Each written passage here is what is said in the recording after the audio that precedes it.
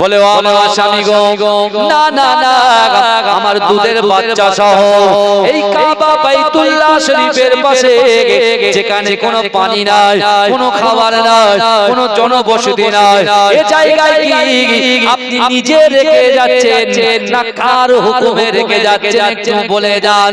এ যুবকেরা, নবী পাকের উম্মতিরা, নবী ইব্রাহিম আলাইহিস সালাতু ওয়াস সালাম আম্মা জান হাজেরাকে বললেন, না না না, আমি তোমাদেরকে আমার আল্লাহর হুকুমে রেখে গেলাম। আচ্ছা, আল্লাহ হুকুম করেছে, শুনছেন তো আপনারা? আল্লাহ হুকুম করেছে কাকে? ইব্রাহিম আলাইহিস সালাতু ওয়াস সালাম, তাই তো? আর ইব্রাহিম আলাইহিস সালাতু ওয়াস সালাম তিনি হুকুমকে পালন করলেন, আর স্ত্রীকে বললেন যে আমি নিজের ইচ্ছায় রেখে যাইনি, আল্লাহ হুকুম করেছেন তাই রেখে গেছি। তাহলে মা হাজেরাও তো বলতে পারতো যে কেন আল্লাহ হুকুম করলেন? তার মানে কি? আল্লাহ যেটা করে ভালোর জন্য করে। মাথায় ঢুকছে তো নাকি? আল্লাহ যেটা করে এখন আমাদের হবে সত্যি তো। এমনি তো মক্কাতে বিশাল গরম, 55 ডিগ্রির উপরে গরম সব সময়। 50 এর নিচে তো নেই, 50 এর উপরে। বুঝতে পেরেছেন না?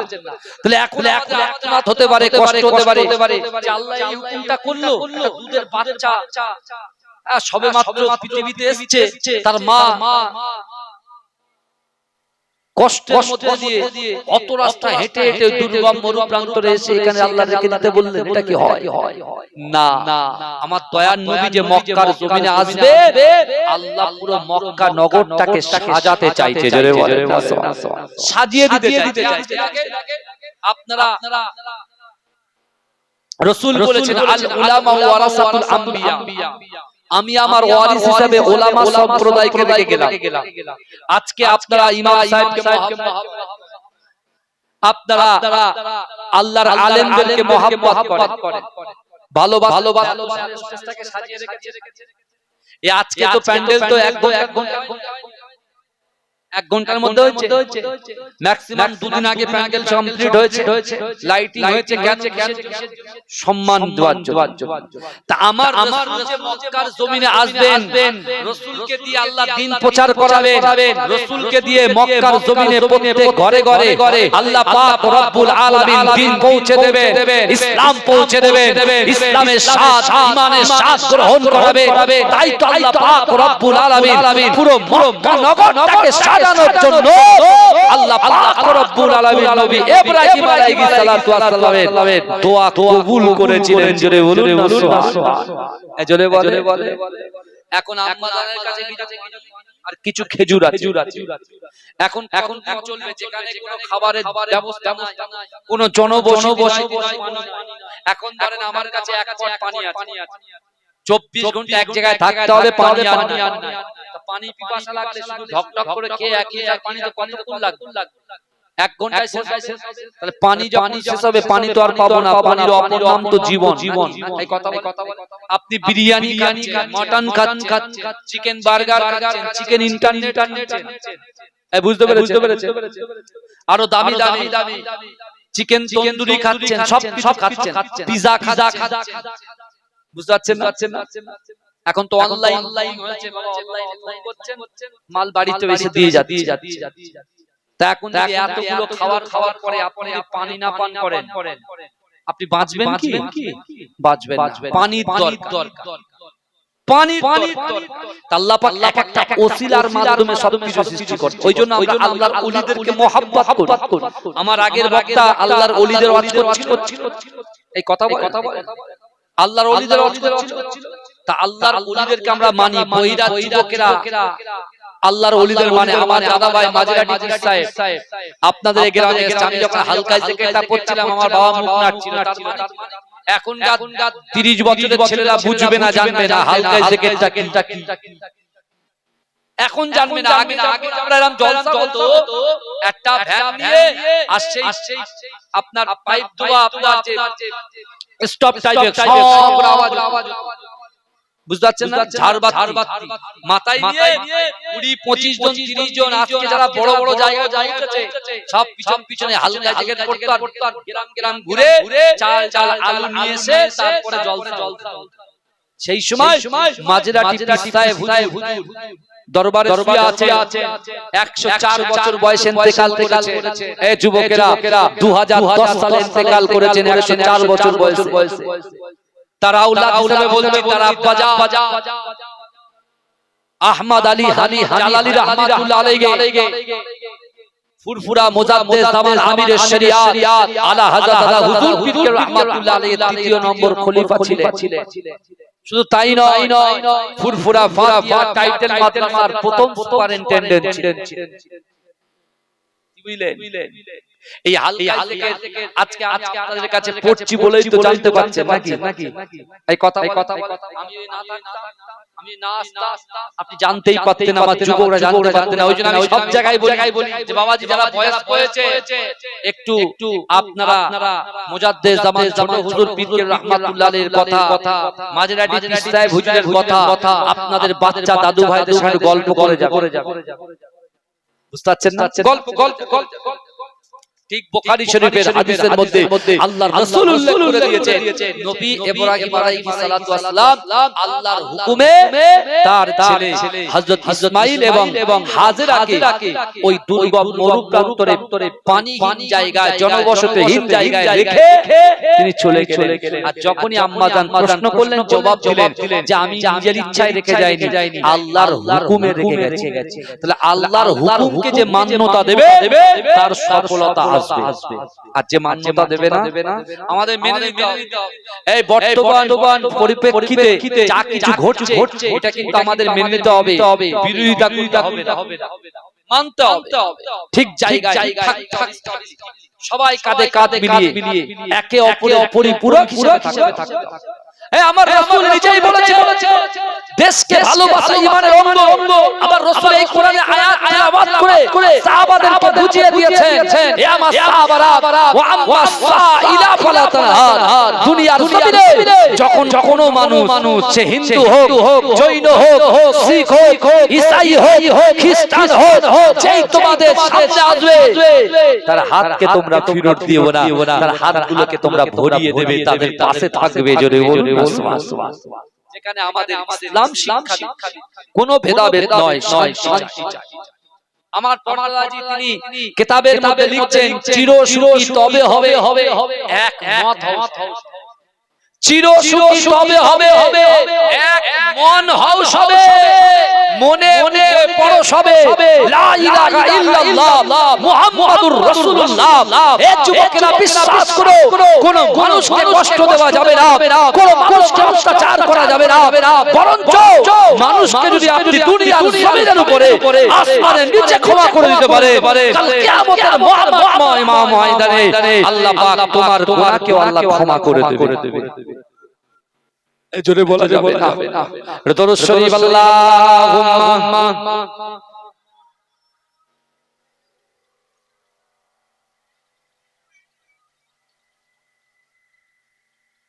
আমার বাবাজিরা এই কারা কারা রাসূলুল্লাহকে ভালোবাসেন একটু হাত তোলেন তো দেখি।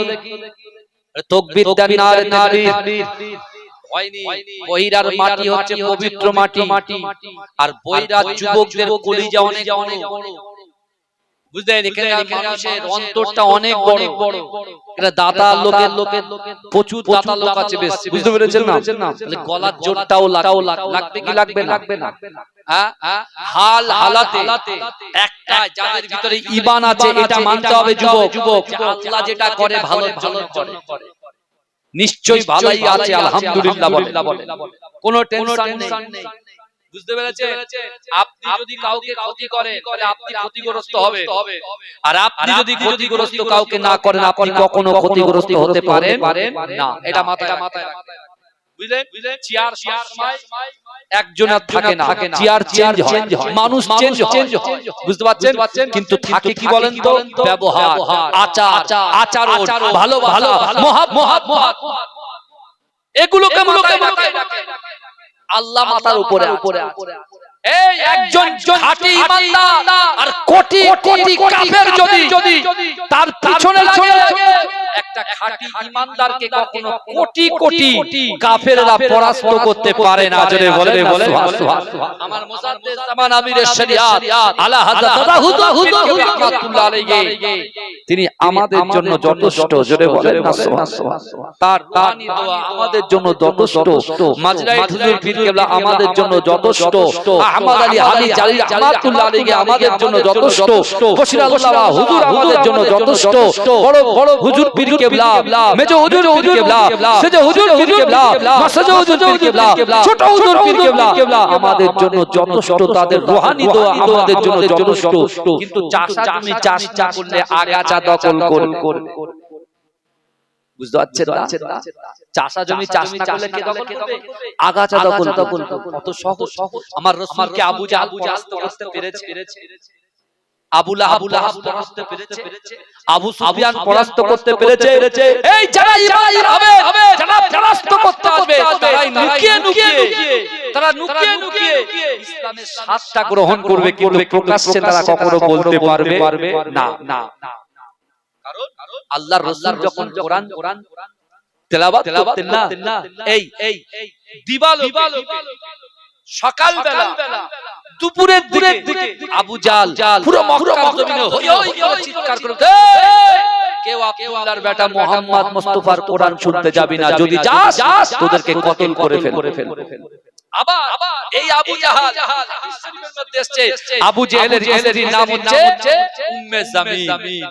কি নাম বললাম বাপ? উম্মে জামিল। একদিন আবু জাহল উম্মে জামিলকে বলছে, উম্মে জামিল রাতের বেলা বলছে ঘুমাও। উম্মে জামিল বলছে আমার স্বামী কখনো তো আমার ঘুমানোর কথা বলে না, আমার স্বামী তো কখনো ঘুমানোর কথা বলে না। আজকে হঠাৎ বলছে, তার কারণ আছে নিশ্চয়ই। তিনি বলছেন তবেরা আমাকে দেখতে হবে আমার স্বামী কি করে আজ রাতের বেলা, তাহলে আমাকে কি করতে হবে?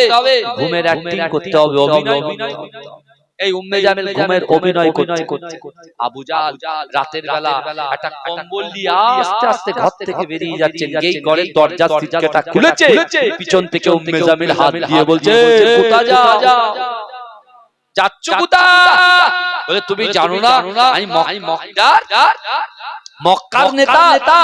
বলে তুমি যত বড়ই মক্কার নেতা হও আর যাই হও, রাত দুটোর পরে আবার নেতার কি যাচ্ছ বলো। আমার ভাইজানেরা, হে নবী পাকের উম্মতিরা, হে নবীর দেওয়ানেরা, আমার আল্লাহ কি না পারে? হে যুবকেরা, এই সময় আবু জাহল তার স্ত্রী উম্মে জামিলকে বললেন, ও উম্মে জামিল তুমি কি জানো মক্কার জমিনে আব্দুল্লাহর বেটা এতিম ছেলে মুহাম্মদ মুস্তাফা সাল্লাল্লাহু আলাইহি ওয়াসাল্লাম যেদিন থেকে কোরআন তেলাওয়াত করেছে, যেদিন থেকে আমি আবু জাহল কোরআন শ্রবণ করেছি, ওই দিন থেকে কোরআন না শুনলে রাতে আমি কখনো ঘুমাতে পারি না। জোরে বলে যেদিন থেকে শুনেছি সেদিন থেকে কোরআন না শুনলে রাতে আমার ঘুম হয় না। জোরে বলবে। সেই কোরআনের বিরোধিতা করছে, সেই কোরআনের বিরোধিতা করছে এবং তারা রাসূলকে মানত কিন্তু প্রকাশ্যে কখনো স্বীকার করত না। বুঝতে পারছেন? আমাদেরও সেই সেম অবস্থা, স্বীকার করতে না, কিন্তু আমাদের ঠিক জায়গায় ইহদিনাস সিরাতাল মুস্তাকিমের রাস্তায় কি করতে হবে? এগিয়ে যেতে হবে। বুঝতে পারছেন? এগিয়ে যেতে হবে। আর কি করতে হবে? তিনটে চারটে জিনিস রাখতে হবে। যখন রাসূলুল্লাহ আল্লাহর রাসূলের কাছে এসে গুনগুন করে কাঁদতেন আর বলতেন, ইয়া রাসূলুল্লাহ, কায়ের কওম যারা, বিশেষ করে যারা কাফের, তারা আমাদেরকে তাচ্ছিল্য করে, তারা আমাদের থেকে অবজ্ঞা করে, ঠাট্টা করে, হাসে। ইয়া রাসূলুল্লাহ, আমাদেরকে কুরুচিকর মন্তব্য করে। তা আল্লাহ রাসূল সাল্লাল্লাহু আলাইহি ওয়াসাল্লাম সাহাবাদেরকে বলেন, এ আমার সাহাবারা, তোমরা একটু অপেক্ষা করো, নিশ্চয় আল্লাহর বার্তা আমি রাসূলুল্লাহর কাছে আসছে। আল্লাহ বলছেন এ জিবরাইল যাও আমার হাবিবুল্লাহর কাছে যাও আমার হাবিবুল্লাহকে বলে দাও আমি আল্লাহ পাক রব্বুল আলামিন বলছি যে সকল কাফেররা বলছে যে যারা মুহাম্মদ মুস্তাফার হাতে হাত দিয়ে কালেমা পড়ে মুসলমান হয়েছে তাদেরকে বলে নাকি ক্ষতিগ্রস্ত আমি আল্লাহ পাক সূরা আসরটাকে আমার হাবিবুল্লাহর উপরে নাযিল করে বললাম ওয়াল আস সময়ের শপথ আল্লাহ খেলে আসরের কসম ইন্নাল ইনসানা লাফি খুসর নিশ্চয় মানুষ ক্ষতিগ্রস্ত ক্ষতির মধ্যে নিমজ্জিত ইল্লা তারা ক্ষতিগ্রস্ত নয় আল্লাযিনা আমানু যারা ঈমান এনেছে ওয়া আমিলুস সালিহাতি যারা নেক কাজ করেছে সৎ কাজ করেছে সৎ কাজের আদেশ দিয়েছে ওয়া তাওয়াসাউ বিল হক যারা হকের উপরে প্রতিষ্ঠিত সদা সর্বদাই মানুষের সামনে বুক ঠুকে হকে কথা বলতে পারে ওয়া তাওয়াসাউ বিস সবর যারা সবর করেছে সবর ইখতিয়ার করেছে আমি আল্লাহ বলছি তারা কখনো ক্ষতিগ্রস্ত হতে পারে না জোরে বলুন না সুবহানাল্লাহ জোরে বলা যাবে না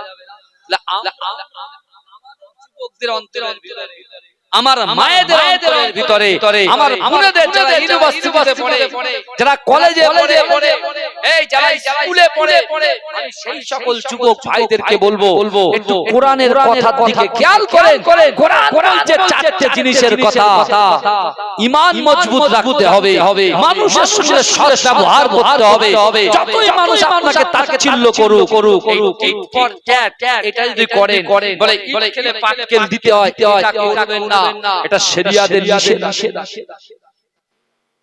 বুঝতে পেরেছেন আপনি বুঝতে পারবেন আস্তে আস্তে আমরা তো বড় হয়ে গেছি চোখ কান সব খোলা আছে এই পৃথিবীতে কেউ আমাদের শত্রু নয় মুসলমানের শত্রু বুঝতে পারছেন হিন্দু ভাইরা কখনো আমাদের শত্রু নয় এটা মাথায় রাখবেন কোন খ্রিস্টান ভাইরা আমাদের শত্রু নয় এই শুনছে মুসলমান কাট যদি কাটকেই কাটে বুঝতে পারছেন না বাটটা কি কাটে তো কাট নিজের ভাইকে মারছে আমরা বর্তমান সময়ে এমন একটা যুগ সন্ধিক্ষণে পৌঁছেছি যদি আমরা কোরআনকে ফলো করি পৃথিবীতে আমাদের সামনে কেউ টিকতে পারতে আর যদি আমরা কোরআনকে সরিয়ে দিই নামাজকে সরিয়ে দিই শরিয়াতকে সরিয়ে দিই তাহলে ভাই তুমি কবরের তলায় নুকালেও মার খেতে কিচ্ছু করা বোঝা যাচ্ছে আমার কথা এই কারা আল্লাহকে ভালোবাসেন একটু হাত তোলেন একটু তাকবীর দেন নারে তাকবীর এই যুবকদের গলায় বাচ্চাদের গলায় আওয়াজ কতটা আছে আমি একটু দেখতে চাই নারে তাকবীর ওদের গলায় আওয়াজ নেই আরো জোরে নারে তাকবীর আমি দেখতে চাই এই গ্রামের মোটামুটি 1 থেকে 12 বছর আর 1 থেকে 30 বছর এই সকল ভাইদের গলার আওয়াজটা কেমন ওদের অন্তর হচ্ছে পবিত্র অন্তর একটু তাকবীর দেন নারে তাকবীর মাশাআল্লাহ এই গোলাবাড়ির হাট পর্যন্ত পৌঁছাচ্ছে তো তাহলে কি দিচ্ছেন আরেকবার দেন নারে তাকবীর আমি যদি হাত তুলি জোরে সুবহানাল্লাহ হবে কই দেখি হাত তুলে সুবহানাল্লাহ বলেন আমার মায়েরা যেখানে বসে আছে ওখানে আওয়াজ হয় কি বলছি মায়েরা বলে হুজুর একবার যদি হালাল হতো তো আমরা একটু দেখে নিতাম বুঝতে পারছেন না প্রত্যেকবারে বলছে হুজুর শুধু ছেলেদের ওয়াজ করে আমি প্রথমে আম্মা জান খাদিজাকে দিয়ে শুরু করেছি ইসলামে আমাদের অবদান আর নারীদের অবদান প্রথমে শুরু করেছি তাহলে আমি যখন এইভাবে হাত তুলবো জোরে সুবহানাল্লাহ হবে ওই দেখি আরেকবার হাতটাকে তুলবে রাকিবুল আজিজ তুলবে তোমরা সবাই তুলতে পারছো না সুবহানাল্লাহ গলার আওয়াজে কথা বলে এই অবস্থা 1 সেকেন্ডে সব শেষ মানে এক কান দিয়ে শুনেছেন এক কান দিয়ে বার করে দিচ্ছে আমার বইরা যুবকদের আমার অন্তরের ভাই তো এরা বুঝতে পারছেন আমি কি বলেছি আমি হাত তুলে জোরে সুবহানাল্লাহ বলতে আমি ওয়াজ করব আমি গজল বলবো সব শুনছেন না আপনারা একটু খাটবেন আল্লাহকে খুশি করতে হবে তো। আল্লাহ কোরআনে বলছে বান্দা নাহনু আকরাবু ইলাইকা মিন হাবলিল ওয়ারিদ। আল্লাহ বলছে ও বান্দা আমি আল্লাহ তোমাদের ঘাড়ের শিরা উপশিরা থেকে অতি নিকটবর্তী, আমি আল্লাহ তোমাদের সাথে থাকি। জোরে বলে আল্লাহ আমাদের সাথে আছে। এই শুনছেন, আল্লাহ বিশ্বাস করেন আজকে যারা এই জান্নাতের বাগানে বসেছেন না, আমাদের বাড়ির থেকে, আপনার বাড়ির থেকে, মায়েদের বাড়ির থেকে যারা কবরে শুয়ে আছে, কবরের বাড়ির থেকে যারা এসেছে এই জান্নাতে বসার জন্য অটোমেটিক আপনারা বসেছেন, তাদের কবরে আল্লাহ সওয়াব পৌঁছে দিচ্ছে। এর থেকে বড় কিছু আর হতে পারে? এই কথা বলে আমরা নিজেরাও বাঁচবো আর কবরবাসীকে বাঁচাবো, বলুন ইনশাআল্লাহ।